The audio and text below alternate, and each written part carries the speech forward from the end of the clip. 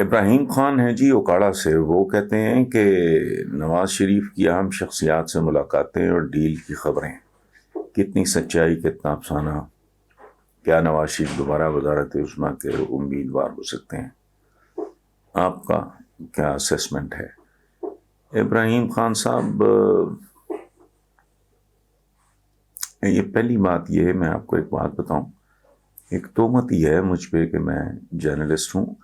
میرے نزدیک جرنلسٹ وہ ہوتا ہے جس نے نیوز روم کی مار کھائی ہو یا رپورٹنگ کا اس نے چلا کاٹا ہو، کشٹ کاٹا ہو۔ میں تو ملتا ملاتا بھی نہیں لوگوں سے، جو ملنے آ جائے بسم اللہ، نہیں میں تو میٹنگ سے بھی نہیں جاتا، میں تو معذرت کر لیتا ہوں، کتنی کوئی امپورٹنٹ گیدرنگ ہو، I don't go out. So میرے پاس اس طرح کی خبریں نہیں ہوتی۔ یہ ایک ایلیمنٹ ہے جو واقعی پہ جرنلسٹ ہیں، رپورٹنگ کا جن کا بیک گراؤنڈ رہا ہے یا بھی وہ کر رہے ہیں، اس میں انوالوڈ ہیں، اسکوپس وغیرہ ڈھونڈتے ہیں، ایکسکلوسیوز وغیرہ، یہ وہ سارا میرا یہ کام نہیں ہے۔ میں پیریوڈیکلز کی دنیا سے ایک اتفاقاً مجھے ڈیلی جرنلزم میں آنا پڑا، تو اخبار میں ایسا تھا کہ مہنگا کالمسٹ افورڈ نہیں کر سکتے تھے، تو آئی اسٹارٹیڈ رائٹنگ، اور اللہ کا کرم تھا کہ وہ بہت زیادہ اس کو سراہا گیا، تو میں نے اس میں پیریوڈیکلز کی دنیا چھوڑ کے میں نے تو مجھے لیکن ایک بات میں آپ کو بتا دوں، فلسافیکل سی بات ہے، وہ میکرو لیول کی بات ہے، یہ رپورٹنگ والا قصہ کوئی نہیں ہے، میرے پاس خبریں شبریں نہیں ہوتی۔ وہ یہ ہے کہ اگر ان لوگوں کا کوئی مستقبل ہے تو پھر ایک بات آپ یاد رکھیں، پاکستان کا کوئی مستقبل نہیں۔ آئی ایم سوری، خاکم بدہن والی بات ہے، اللہ نہ کرے کبھی ایسا ہو، لیکن ہو گیا تو نتیجہ وہی ہوگا۔ اس میں کوئی ویژن کی بات نہیں ہے، کوئی ڈیپتھ کی ضرورت نہیں ہے۔ یہ میرے لیے اتنا ہی کلیئر ہے کہ کوئی آدمی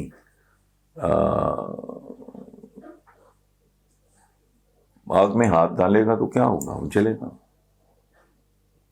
سوئمنگ کے بغیر کوئی آدمی اگر گہرے پانی میں اترے گا تو ڈوب جائے گا، سمپل۔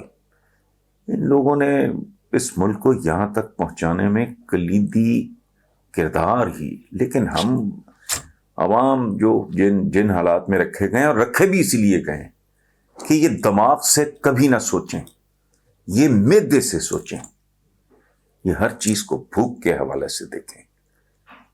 اگر وہ ذاتی طور پہ ان کی زندگیاں گزر رہی ہیں، ملک کے ساتھ کون کیا کر رہا ہے، اٹس ناٹ دیئر کنسرن۔ یہ ہماری میجورٹی کی کیفیت ہے، اور ان کو جان بوجھ کے اس سچویشن میں رکھا گیا ہے کہ وہ اس طرح بہیو کریں، چونکہ خاص طرح کے طبقات کو وہ سوٹ کرتا ہے۔ آپ ان پڑھ سے ان پڑھ، جاہل سے جاہل آدمی کو بھی پوچھ لیں، اسلام کے بارے میں بنیادی علم ہے، وہ جانتا ہے اللہ ایک ہے، وہ جانتا ہے حضور صلی اللہ علیہ وسلم وہ آخری پیغمبر ہیں، وہ جانتا ہے قرآن پاک آخری الہامی کتاب ہے۔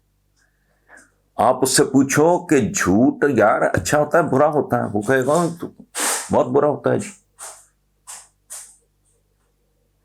جھوٹے پہ تو اللہ کی لعنت ہوتی ہے۔ آپ اس سے پوچھیں رشوت، وہ آپ کو بتا دے گا کہ بہت برا ہے، بہت جہنمی ہوتا ہے رشوت لینے والا دینے والا۔ اس کے باوجود یہ ملک کیا ہے؟ اس کا مطلب ہے کہ زبانی جمع خرچ سے کچھ نہیں ہوتا، تبلیغیں کرتے رہو، نتیجہ دیکھ لو، 2 سال کے بچے بچیاں محفوظ نہیں اس ملک میں۔ آپ کو ایک ایسا ماحول بنانا پڑتا ہے، پرو آنیسٹی، پرو اچھائی ماحول، جہاں دیکھیں ویسٹ میں جھوٹ بولنا بہت مشکل ہے، یہاں سچ بولنا بہت مشکل ہے۔ وہاں زندہ رہنا آسان ہے، یہاں زندہ رہنا ناممکن ہے۔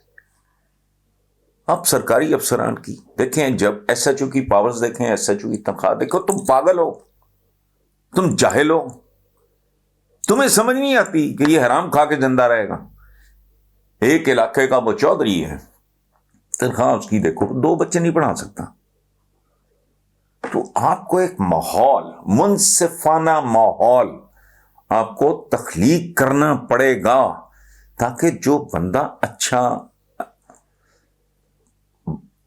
انسان بن کے زندہ رہنا چاہتا ہے، آدمی نہیں، آدمی تو بھیڑیا ہوتا ہے، جو انسان بن کے زندہ رہنا چاہتا ہے، جو ایک مسلمان بن کے، اس کو فیسیلیٹیٹ کرو.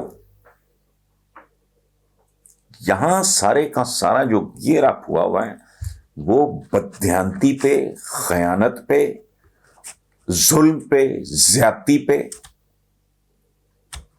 وہ سارا سسٹم ایسا ہے. مجھے بتائیں کوئی بھی آدمی جو جاب کرتا ہے مثلا سرکاری ملازم کیسے زندہ ہے؟ My father wanted me to become a civil servant. بہت پڑھے لکھے آدمی تھے، تو میں نے کہا جی میں نے نہیں کرنا یہ کام. انہوں نے وجوہات پوچھی تو میں نے ان کو 3 وجوہات بتائیں. ایک، میں نے کہا کہ میں نے اپنے فادر کو میں نے کہا جی کہ آپ سے بہتر کون جانتا ہے، میرا ٹیمپرمنٹ نہیں ہے، میں نہ کسی کا ملازم ہو سکتا ہوں، ماتحت ہو سکتا ہوں، نہ میں کسی کا باس ہو سکتا ہوں، زندگی انڈیپینڈنٹ. تو ہنس کے کہنے لگے کہ ایسا کون سا کام ہے؟ میں نے کہا جی رائٹنگ ہے. انہوں نے کہا بھوکے مرو گے؟ میں نے کہا جی میں بھوکا مر لوں گا. اس زمانے میں فلم کا بڑا گلیمر تھا، بہت زیادہ. فلم کے رائٹرز کا بڑا نام ریاض شاہد، خلیل کیسر، انور کمال پاشا، بچپن میں ہم ان کے نام دیکھتے تھے بورڈز پہ. تو میں نے کہا جی میں نے یہ کام نہیں. اچھا مجھے کہتے ہیں give me the next reason. میں نے نیکسٹ ریزن ان کو دی کہ جی یہ جو ٹرانسفرز ہوتی ہیں، میرے فادر کے بہت سینئر قاسم رضوی وغیرہ مرحوم اور شمشاد حسین صاحب، یہ اس طرح کے لوگ میرے والد کے دوست ہیں. میں نے کہا جی آج ادھر، کل ادھر، پرسوں ادھر، یہ نومیڈ سے جیسے خانہ بدوش سے ہوتے میں نہیں کر سکتا ساری زندگی. میرے وہ 2 تعلق، میرا کو دوستیاں بن گئیں کسی شہر میں، پتہ لگے گا ابھی وہ پروسیس میں ہی ہے، تو میں دوسری جگہ پہ، تیسری جگہ. اچھا انہوں نے کہا کہ اچھا نیکسٹ. تو میں نے کہا جی نیکسٹ یہ ہے کہ they are highly underpaid people. یہ سوائے اپنی پوزیشن کو ابیوز کرنے کے،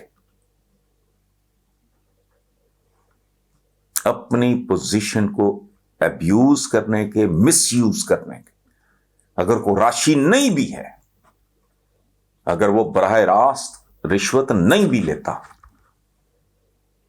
تو وہ اور طریقوں سے خود کو فیسیلیٹیٹ کر لیتا ہے، چونکہ لاجیکل ہے ہی نہیں. آپ ایک 19ویں 20ویں D I G, additional I جی، یہ جو لوگ ہوتے ہیں ان کا آپ کبھی پیکج دیکھو تو حیرت ہوتی ہے. اس لیے یہ جو خاتون نے کیا بہت اچھا. اور اگر کوئی کسی خاتون کے ساتھ بدتمیزی کرتا ہے، خاتون اسی طرح ریئیکٹ کرے، اور جو ارد گرد ہیں، جس کو کسی ماں نے جنا ہے، جس کے گھر میں کوئی بہن ہے، بیٹی ہے، اس کو چاہیے اپنی اس بہن کو، اس بیٹی کو کے ساتھ مل کے اس کو چتر ماریں. کیونکہ اس ملک میں جو ہے نا وہ جسٹس وغیرہ کچھ بھی نہیں ہے. کیا 16 سال لگ جاتے ہیں. میں نے نہیں دیکھا آج تک. سارے ملک کی جیلیں غریب غربا سے بھری ہوئی ہیں. یہ پورے کا پورا نظام ایک اس طرح کا نظام ہے، یہ ایسا ایک جال ہے جس میں صرف مینڈک پھنستے ہیں، مگرمچھ جال میں سے نکل جاتا ہے. یہ کمال ہے اس کا. اور یہ جتنے میں نے آج بھی اپنے ایک پروگرام میں جیو پہ جو رپورٹ کارڈ میں نے کہا ہے کہ بھئی کوئی نیا جگاڑ سوچو، کوئی آ جائے اس نظام کے اندر، اس کلونیل نظام کے اندر. لوگوں کا 74 سال میں رج کے کرپٹ کر چکے. ہم پہلے کو بہت اعلیٰ لوگ نہیں تھے. سچی بات یہ ہے، برے صغیر کے لوگ وہ لوگ ہیں، ظاہر ہے امپورٹ تو بہت کم ہوئے نا. ہم میں سے کتنے لوگ جو ہیں جن کا اوریجن عربس کا اوریجن ہے، یا سینٹرل ایشیا سے ہیں، یا ایران سے، یا افغانستان سے، لوکل لوگ ہی تھے جو وہ بیچارے، انہوں نے دیکھا کہ جی مسلمان آ گئے، اسلام قبول کر لو، تھوڑا ریلیف ملے گا. ان کی زندگیاں بہت تلخ تھیں.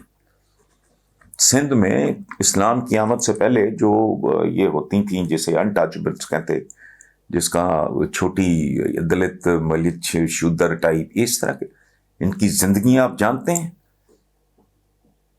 ان کو جوتا پہننے کی اجازت نہیں تھی, یہ سر پہ کوئی چیز نہیں رکھ سکتے تھے, ٹوپی وغیرہ. ان کو پیچھے جھاڑو باندھنا پڑتا تھا, کمپلسری تھا یہ جھاڑو. کیوں؟ تاکہ ناپاک قدم جو تمہارے پڑ رہے ہیں اس دھرتی پہ, جھاڑو کے ساتھ ساتھ یہ لیول تھا. جھونپڑیوں میں رہتے تھے, اور اگر کسی جھونپڑی کے باہر جوتا ہوتا تھا کسی سائیں کا یا فن خاں کا یا جو بھی ہے, تو دلت ملچ وغیرہ اس طرح کے لوگ بےچارے اپنے گھروں میں نہیں گھس سکتے تھے. آپ میری بات سمجھ رہے ہیں؟ تو سلاطین دلی نے تنگ آ کے, سب نے نہیں, دو نے, 3 نے, انہوں نے کم تو ہوتے تھے اس وقت بھی, صدیوں پرانی بات ہے, اندازہ لگائیں آپ. انہوں نے تنگ آ کے اسکواڈز بھیجنے شروع کیے کہ مثلاً سرکاری ملازم گیا, اس نے سامان خریدا, ایک سیر یہ دے دو, ایک سیر وہ دے دو کر کے, اور جب سامان اس نے خرید لیا, اس نے اشارہ کیا, پیچھے سے ٹیم کے باقی لوگ آ گئے, سرکاری ٹیم کے, ترازو اصلی اور باٹ جسے کہتے ہیں, بٹا, وہ بھی ان کے پاس. سامان تولا, انہوں نے کہا جی اس کلو میں سے اتنا کم ہے, اس کلو میں سے اتنا کم ہے, اس کلو میں سے اتنا کم, ٹوٹل ویٹ اتنا. تو انہوں نے کہا دکاندار کو لٹاؤ, اتنا گوشت زندہ کاٹ دو. یہ تو حال تھا. سو ادھر جب تک یہ سارے کا سارا سسٹم گلا سڑا, 30 سال ہو گئے مجھے, میں اس سسٹم کے لیے ایک لفظ استعمال کر رہا ہوں مسلسل, کسی کی پلے نہیں پڑتا. آدم خور نظام. ایک بھیڑیا جب چیر پھاڑ کرتا ہے, کوئی شیر, کوئی چیتا, کوئی بگیاڑ, وہ نظر آ جاتا ہے. دہشت گردی ہوتی ہے, بم بلاسٹ ہوتا ہے, یہ ہوتا ہے, دھماکہ ہوتا ہے, آگ لگتی ہے, خون بہتا ہے, بندے ہوتے ہیں, نظر آ جاتے ہیں. اس سے کئی گنا زیادہ بھیانک ہے جب آپ لوگوں کو سسٹمز کے تھرو مارتے ہیں. آج تک پولیس تبدیل نہیں ہوئی. جب سے میں نے ہوئی سمجھا تھانہ کلچر چینج کر دیا, تھانہ کا بکواس کرتے ہیں. کسی کے باپ نے کبھی تبدیل نہیں کیا. یہ حکومت کی حفاظت کرتے ہیں, عوام کی نہیں.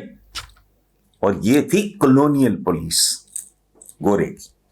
سو بیسک کیریکٹر ہی آپ نے تبدیل نہیں. پہ ہوتا کیا, ایک سوسائٹی ہے جہاں بدی پرورش پاتی ہے.